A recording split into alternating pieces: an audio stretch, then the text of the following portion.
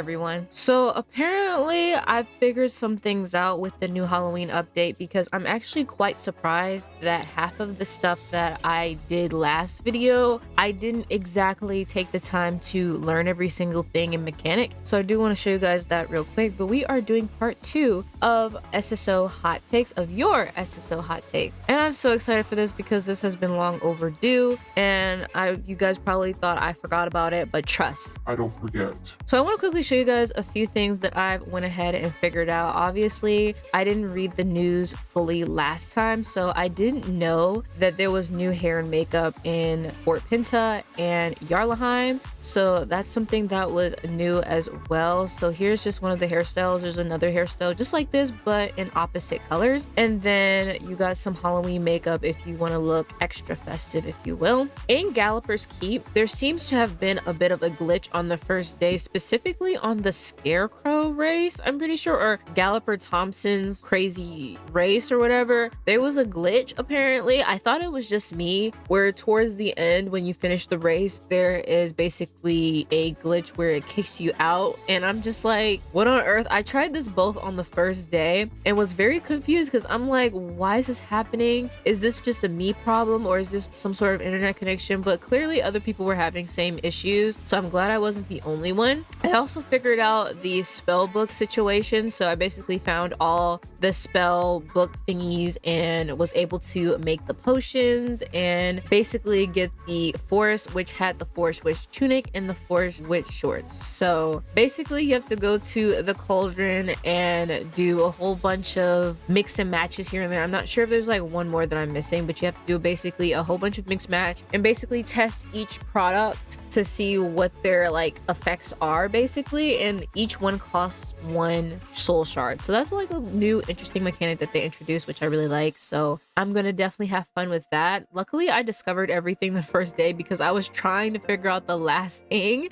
and basically that's the whole situation. So obviously it's separate in weeks as we saw last time, so you basically have to wait for week 2, week 3 to basically unlock the shoes and everything else. And I just can't wait to unlock the cat part because I know, but I suck at riddles. So hopefully the riddles aren't going to be too difficult or hard for me because I can't possibly know every riddle. But we're just going to do I'm going to say the hot take first and then do the race because I realize it's better for me to do it that way. I cannot multitask when doing this and read properly. So the first one says, my hot take is people complaining way too much about the prices and not getting enough in the game. If you look at literally any other game, the prices are just as bad, if not worse, and updates rarely occur. The amount of updates SSO puts out is way more than any other game I've played personally. I think it's super childish and ungrateful to attack the team for not doing enough. Honestly, I agree. I feel like people expect way too much from SSO. I think this really brings in a topic that happened way back when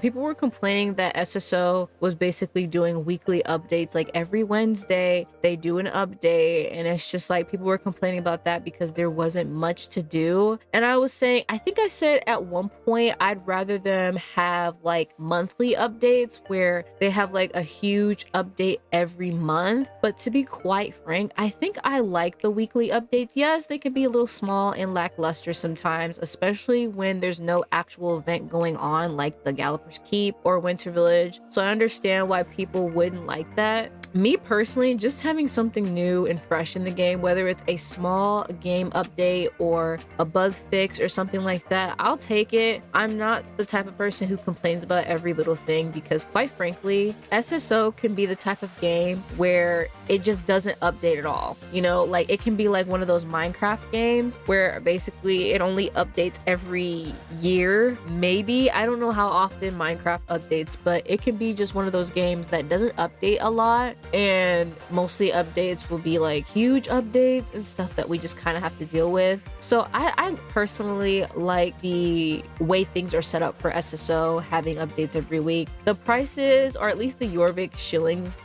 ratio to star coins doesn't make sense to me. Like, it's a little bit on the pricey side. There's just certain things that I wish SSO would fix, like the Jorvik shillings cap, which I don't understand why that's a cap, because a lot of us collect a lot of Jorvik shillings over the times that we play quests and stuff like that, or do our races. So we accumulate a lot of Jorvik shillings, and then you're kind of just forced to buy something that you don't necessarily need or want, just because you don't want to overcap and basically lose out on those shillings. So I just feel like if SSO implemented a way to just have more shillings, because we have unlimited star coins, but we don't have unlimited Jorvik shillings, which is kind of weird to me. I don't understand that whole thing. I should have waited to finish this before trying to read it. While we're on the subject, my hot take is I think SSO having certain things limited to just buying with star coins is kind of crazy. Like, especially the pets. I can understand the horses, as they are the main focus of the game and star coins are the main currency for this game. So it makes sense for you to only be able to spend your star coins on horses. I just wish if you, for whatever reason, want to sell your horse, which I do not recommend, but if you, for whatever reason, want to sell your horse, that you get at least some sort of star coin compensation as well, because if you sell your horse, you only get Jorvik shillings and you don't get a lot of Jorvik shillings for it. So it's kind of futile to sell your horses. It just doesn't make sense. Like, if you don't like your horse, just put up with it and deal with it, because there's no point selling it. You don't get much Jorvik shillings from it, and you don't get compensation for the star coins you spent on it. So you just might as well just keep it. But I do kind of wish that was the case with these types of situations, where there was a way, if they remove the Jorvik shillings limit, that you can buy horses with Jorvik shillings if you've accumulated a lot of Jorvik shillings. I just feel like for those who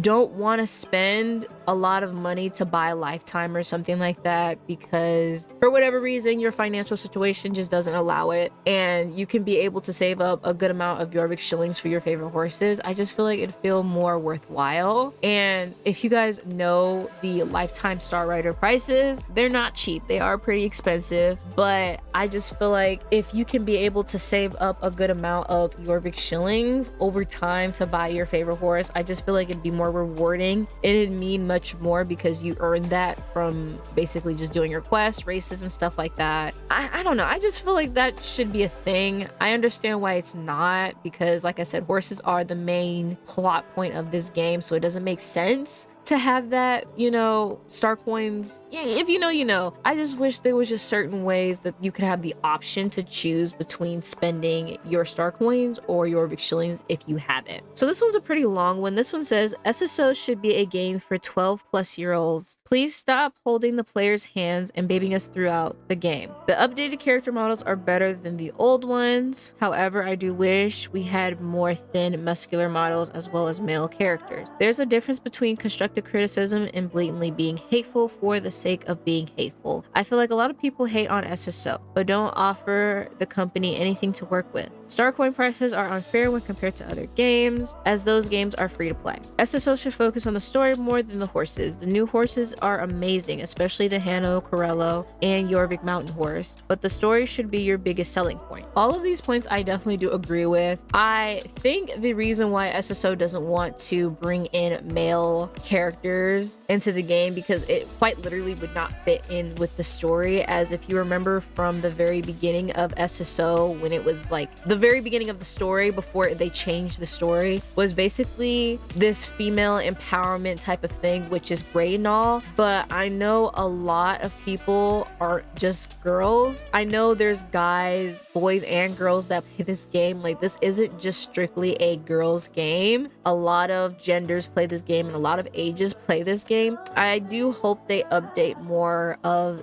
the models in the game, because we do have some pretty interesting models. Like, compared to our old SSO characters, we have a lot more versatile options now than before, because before we were just stuck with the skinny build, and we can basically change the makeup and give our character like certain hair features and stuff like that to make them more appealing to us. But obviously it's nice to see more body shape options, as you know, it shows diversity and everything like that, and it just makes sense for this type of game. I do hate how SSO likes to talk you through everything. A lot of the quests that you do are basically holding your hand, basically telling you what you should and shouldn't do. And it's just like, some of us aren't kids. Like, some of us used to be kids playing this game, but a lot of us grown with this game, and it just doesn't make sense anymore at this point for you to just be holding us. And it just doesn't make any sense at this point for you to basically be babying us through the quest and basically holding our hand and telling us what we need to do. Like, I'm pretty sure a 10-year-old can figure it out, you know? Like, it's not something that you need to walk us through. And also, adding on to that, they need to start not being afraid of adding more, like, I wouldn't say mature content into the game, but more so like not being afraid to add a little bit of some bullying, you know, some me. If you remember,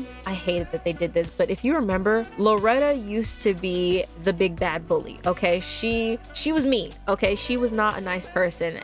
Like, she was just the average blonde bully. Okay, and rightfully so. It brought character and it brought feeling into the game. Like, it made the character feel more alive rather than just them being a part of the game. It made them feel like they have their own personality and their own story, and I love that for Loretta. Okay, and then you have Tan, which is just, you know, she's part of the mean girls, but she's actually really sweet. She's kind. You know, she's very misunderstood in the sense that she hangs out with Loretta, but even Loretta, she has her own background story as well. My point being is they basically made Loretta into a less of a bully than she was before. And I'm just like, when they changed the beginner's quest for the new players, basically they changed how the quest starts out. It's just so weird because they made her more PG-13. I don't know how to describe it. They really did water her down. Oh my god. I can't. Galloper's Keep, okay, is the most glitchiest realm in SSO. Why is it that even the slightest inconvenience in this realm kicks you out or boots you to, like, that's so girl. Anyway, basically they watered down Loretta's personality and basically made her PG-13 and making her all friendly and nice when that's not originally her character. And it's just like removing the personality and the background story around that character altogether, which sucks. Okay, and I've already talked about how there's a difference between giving constructive criticism and being hateful and disrespectful to the developers, because you can have your own opinions on things and you can be angry about certain things, but for you to be outright disrespectful, hateful, and everything else doesn't solve anything. It gets you nowhere. In fact, that gets you ignored more likely than none. So it's just better to actually give constructive criticism. And if you don't know how to give positive constructive criticism, I suggest you look it up. But it doesn't require you to be distasteful and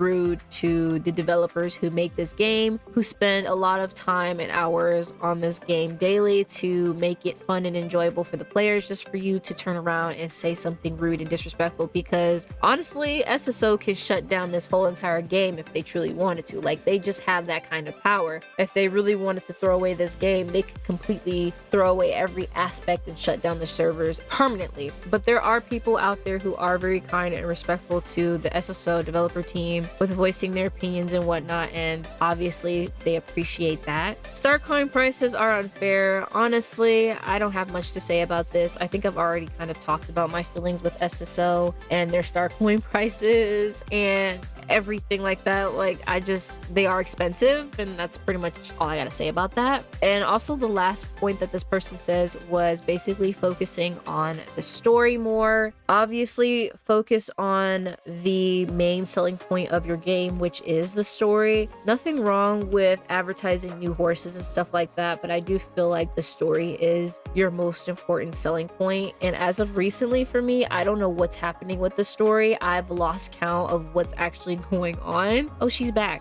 I've lost count to know what actually is going on with the story anymore. I don't know what's happening. I'm simply just doing the quest for the XP. I don't know why any of this stuff is happening. I know we're reaching towards the end of everything, but I still don't know exactly what's going on. And ever since they changed the beginning quest for new players, everything just doesn't make sense anymore. So it's just like, okay, whatever. Like, you know, it's not even cohesive or consistent, so whatever. The person who built it sold it. The person who built it never used it. The person who used it never saw it. Coffin. Next one says, my hot take is that the pasture should keep our horse's mood untouched because it is extremely frustrating to want to ride an old horse you bought just for it to be all the way sad. Yeah, I do feel like, and also adding on to that, I keep adding on to little bits and pieces. Like, if obviously I'm not riding a horse, like if they're in my stables or if they're in my pasture, their mood should not be touched. Their mood should not be going down or being sad and start to get slower. Like, that's actually so irritating, because what if I want to go ahead and ride my Fjord? I won't ride that thing. But for example, if I wanted to go ride my Fjord or some other horse that I have in my stable or my pasture, but I can't because their mood is too low and they're basically slower than they actually are, that's really annoying. And then, like, I don't know how they would fix that. I think what really bothers me about that whole mechanic is that if you're not actively playing this game every single day to take care of your virtual horses, they will start to slowly kind of decay as if they were real horses. Like, they won't die, but they will start to get slower. Their moods would get unhappy, and it's just very tedious. And a lot of us have lives outside of SSO, so it's very difficult for us to sit on this game 24/7 to basically take care of all of our virtual, like, a lot of us have a lot of horses. I have almost 200. Okay, I think I have 202 or 203. I'm not exactly sure how much I have, but the point is I have a lot of horses, and for me to go in to my home stable to basically take care of every single horse to make sure that their mood is completely 100%, because if I want to ride my level 15 horse for a race, I have to take care of them and that. It's just such a tedious task. I do wish that they would remove that part of the game, because that's really annoying. Why is it that when I'm not actively playing the game every day, their mood suddenly decays and they become very sad? Like, I don't know. I don't know how they would fix that, to be honest. I think that's like their main money point. Like, they get a lot of money from that because you basically have to go in every day to take care of your horses, or they will start to get sad and all this extra stuff. But I personally don't worry about it. After a while, I'm just like, you know what? If they get sad and moody, that's just how it is, you know? Maybe that's for the best. SSO should expand their horses-related gameplay beyond only racing. I don't know how much their old engine can handle, but if they want to stay relevant, they should really take a School of Dragons approach and give their players more things to do other than buying new horses, dressing it up, and racing around. We've got Garden, and it's really good thing, but the process itself is so tedious, I rarely even bother. I would love to be able to have my own mini farm in SSO like we did in School of Dragons. It would give players something more to do. SSO should strive to be the best cozy experience with horses, and I'm sure more players would follow. That makes sense. I don't know what School of Dragon is. I'm assuming it's a very cozy game though. And if you're basically finished with all of your quests, all you could basically do in SSO as of recently is your reputation, races, or buying new horses and horse tag clothes and stuff like that. My point being is that there's not a lot to do in the game once you've finished all of your quests. I do feel like that brings us back to the last hot take, where SSO really does need to focus on their story quests, or just their quests in general, because it gives players more XP obviously, and give players more incentive to want to play the game and have more meaning nothing behind their gameplay except just doing their dailies. Like, yeah, you could do your reputation, and yeah, you can do this, that, and third. And they have implemented that a little bit with the trailblazing track, with giving players something to do, especially while we wait for events like Winter Village and things like that. It just makes sense why they would add things like that to give players an incentive to log in every day. Not necessarily something that you have to do, but it's something that you can do if you're bored or you're looking for something to do in SSO. But I do feel like it does bring back into question that they do need to focus on their main quest, focus on the most important things, and not always try to push out horses, because not everybody wants to buy a brand new horse. You know, not everybody wants to buy brand new tack, stuff like that. So it's just nice to have other alternatives to do once you're finished with your main question, maybe your reputation, because I know a lot of us long-term players have been finished with our reputation for a long time now, so there's not much you can do besides racing, saving up for Jorvik shillings, or waiting out for a new horse to come out. SSO should have stayed available on only PC or whatever. Sorry guys, I meant more like mobile, since it's kind of trash. Yeah, it's good more people can play, but SSO could have handled it better with making SSO accessible on mobile. I do feel like having it on mobile does make it a little tricky in certain situations. I know a lot of people use it when they're away from home, when they don't have access to their computer or anything like that, especially during like events and stuff that you want to collect a new horse before it's removed from the game. I understand that. I do feel like the mobile version does make things a lot more harder than it really needs to be. For a game like this, it doesn't suit mobile. I do feel like they probably could have done it a little better, but I don't know how better you could have made a game that was originally meant for PCs and computers into a mobile game. A lot of games that were meant for PCs and stuff like that are games that shouldn't be played on phone, because it definitely heats up and it takes up space and all this extra stuff. So me personally, I had to delete the mobile app from my phone. I even had to delete the horses app from my phone because it just took up too much space, and every time I would log in to play, it like burned up my phone. So it's just like, it's not even worth it. I could cook an egg on that phone. SSO YouTubers are feeding into the FOMO idea of buying multiple new horses on release. You see your faves buying multiple or all coats on release, having frequent shopping sprees, and then people want to live that lifestyle as well, but that's just not realistic. Horses are merely a cosmetic option, except a pony and an Icelandic that's needed for specific quests. Most players just buy horses to own them, don't even train them, or when they do, they get chucked back into the stable and on to the next one. Honestly, I agree, and I take accountability for that as well, because I do basically buy horses that I want, and that's why I kind of cut back on making shopping sprees. I know shopping sprees were like mostly viewed on my channel. A lot of people would watch shopping sprees on this game, myself included, because it was just nice to see someone else buying maybe your favorite horse or a certain outfit, tack, whatever, because you couldn't buy it or spend it. And it does kind of bring in that FOMO where you kind of feel like you're missing out on something good and that person has it and you don't, and you might start to feel jealous. Like,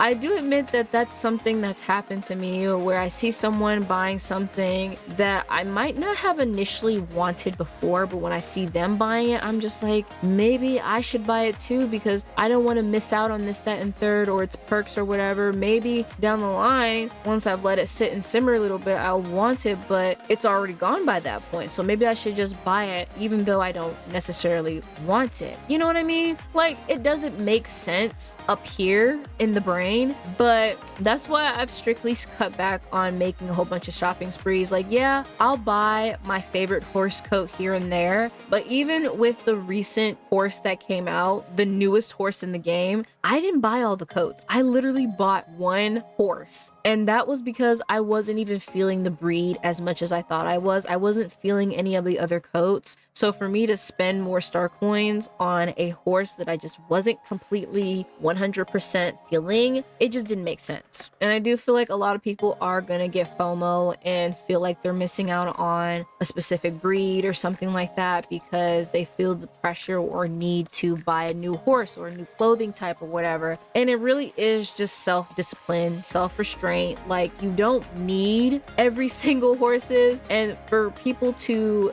be blaming it solely on the YouTubers or creators, like, yes, they're part of it, but they're not the sole like reason that this is happening. A lot of people are going to feel this way, and a lot of YouTubers do it for views and content and clicks and stuff like that. So I mean, that's how they promote their channel and basically get themselves out there. But SSO even promotes on their YouTube channel and their Instagram of the new updates, new horses, to get you basically excited and hyped for whatever else is coming out. And it really is just something where you have to figure out what you want. And if you feel like you're going to miss out on something, you can vicariously live through somebody else, because that's kind of what I do. Like, there's a lot of horses that I thought about buying, but I'm glad I didn't buy, because I would just be collecting a horse that I didn't even want to begin with, and it would end up being stuck in my stable, and I would never ride it. I would never train it, because I have a lot of horses as we speak. I have a lot of horses as I'm saying this that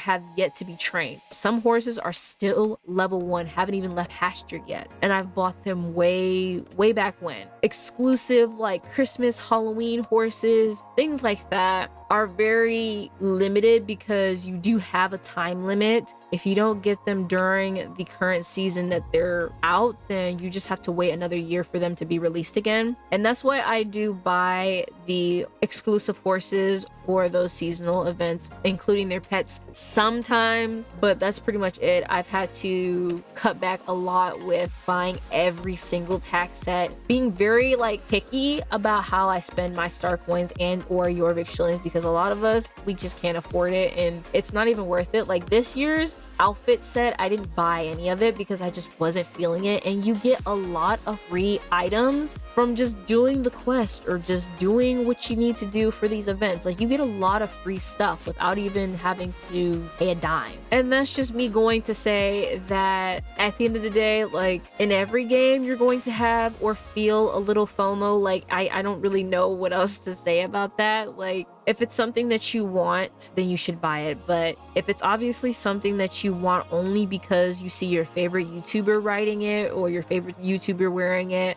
maybe it's not something that you should be buying. I don't really know. I just feel like that's something for self-discipline. My hot take is, I don't care if they ever add masculine bodies or not. I've played as a male main character more times than I can count. And honestly, I really enjoyed the whole girl power sisterhood aspect. Of course, without an actual story to back it up, the point is lost, since the story of the game has taken a backseat. I'm more interested in whether or not they could actually meet player expectations, considering all the discourse we have with our current choices. I do feel like if I was a male playing this game, I wouldn't feel too heartbroken that there's no male character to play. I do feel like a lot of people may feel differently about that, but I do feel like it is what it is. Like, I personally don't make my avatars as a self-insert. I just make them however I want to make them. Like, I don't say that this character in front of me looks anything like me, because honestly, the character that I'm looking at right now looks nothing like me in real life. So I don't use it as a self-insert. It's just an avatar for me. But I know that's different for everybody. One of the reasons I started playing this game was because of the storyline. I was never interested in the horses to begin with. It's really sad to see how all they focus on is horses and the money that pays through within them. I believe if they actually focused on the storyline and continued more of the fan-based content,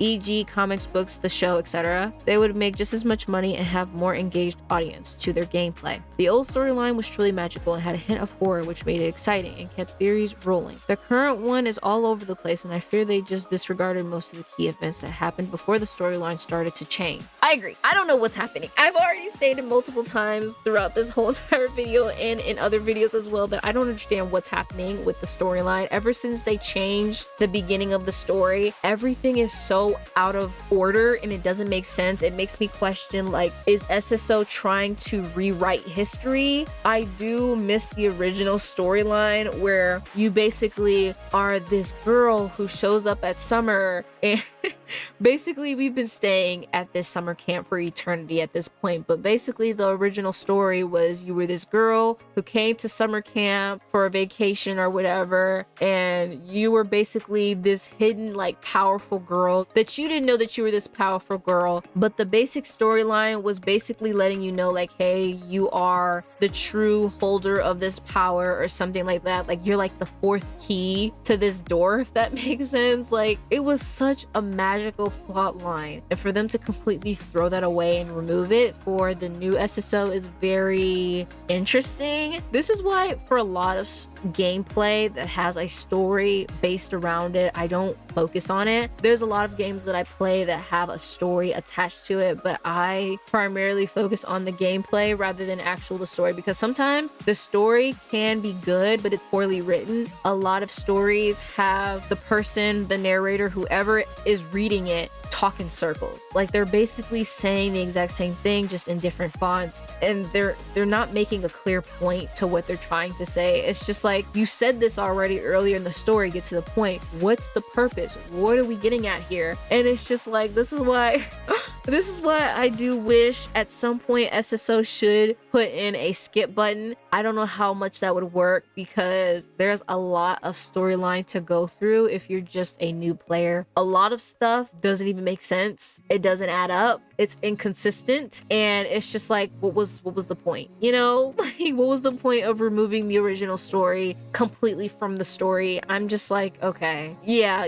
let me have that skip button. It's not like I was really paying attention to the story before, but now I'm at a complete loss for words. I don't know what's happening. This one says, SSO's story is trash and it has always been like it. Especially older people tend to forget that this game was originally planned for young girls, and it still is. It's your and yours only decision to continue to play. The game at its current looks actually good. I never liked the foggy and blurry pixelish look they had. I hope we get more refreshed updates with many places like Dino Valley. Players who complain about many breeds using the same animations or special gates know absolutely nothing about horses. You can't tell the difference between warm blood types or breeds in real life, so stop whining about it. We don't need male main character. This game was and is targeted for young girls. Guys have plenty of games made for them. While I do agree that different genders need representation, not everything needs to be for everyone. I 100% agree with all of these takes, in the sense that the male characters, not every game needs to have a male or female counterpart. Sometimes a game is just going to have a male protagonist. Sometimes a game is just going to have a female protagonist. Like I said, this game was originally for young girls, which also makes me question and wonder that if this is geared towards young girls and children playing this game, why are the lifetime star rater prices the way that they are? Like, why do they cost an arm and a leg just to acquire?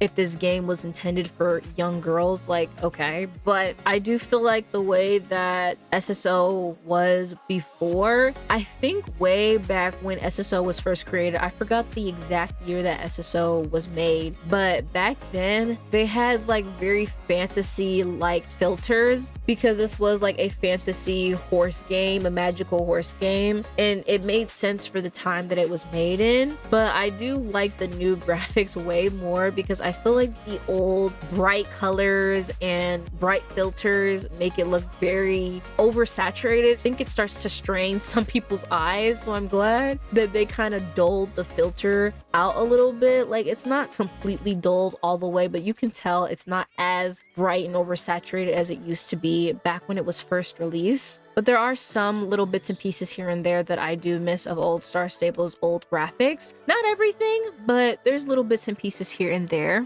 And then also one last thing, I don't understand why people complain about the breeds having same animations. Like, I'm confused. It's the same thing with cats. You know, even though there's different breeds of dogs and they do have different ways of acting, at the end of the day, a dog barks. They bark. Every dog that you've come across barks. Okay, sometimes they bark similarly to another dog that you know, and sometimes they have a very different pitch. But at the end of the day, a dog barks, a dog digs a hole. You know, as a breed, that's just what dogs do. Some dogs are very similar to other dogs. I mean, I don't know how different you can make a horse gates look in the game. Like, I don't know why people are complaining about that. That never sat right with me, and that doesn't even make sense, because at the end of the day, it's a horse. Why are we trying to compare what a warm blood gates look like compared to an Dutch warm blood? You know, like, it